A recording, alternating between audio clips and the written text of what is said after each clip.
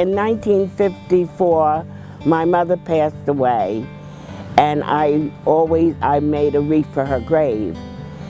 And I said, oh, I'm going to make a wreath for the little slave lady in the cemetery because my mother is out there also. Well, I looked around and I said, well, I have my little wreath, so I'm going to put it somewhere. So there was a little brown stone there that said Bloom. Well, after 36 years, they finally found out who was decorating the grave.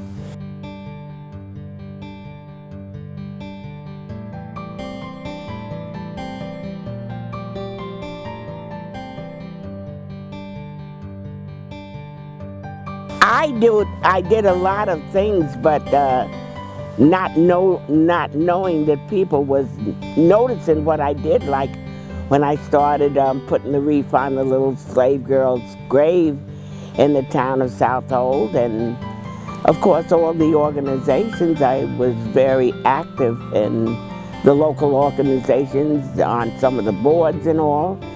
So I guess you never know who's watching. Being in Southold town when I was a little girl, there was few Afro-American families here. You know, when you're small, you don't have that, you don't notice the color difference, because children don't have that. Every job that I had, I was breaking a color line.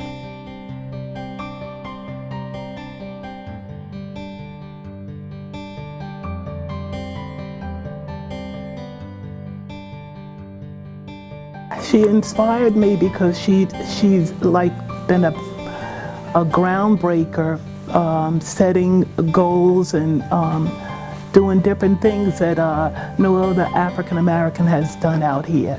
Ellie Lingo is one of the sweetest people I've ever met. And Ellie walks in the room, she commands the attention without commanding the attention. Ellie is an energy, you know, is an engine that has moved the Anti-Bias Task Force Committee for many years. When you are a leader, you know, you have to be strong and you have to help others to move forward. And she is that woman. I am so happy to be a part of a group where Ellie has been on since its inception. She's done a remarkable job, and I'm so happy to follow in her footsteps. Ellie knows that we have a community of good people, and she knows that maybe some of them need to look at things differently, particularly with regard to race relations, with regard to bias, with regard to things that are fairly systemic. I always look for the good. I don't look down on anybody. I mean, there's people out there sometimes that need help. I mean, and not everybody needs help. Some of them are lonely. I'm never in a hurry. That's one thing, I'm never in a hurry. I can always, if I see you, I'm gonna stop and say hello, and if you act like you want to talk, I'll sit and talk.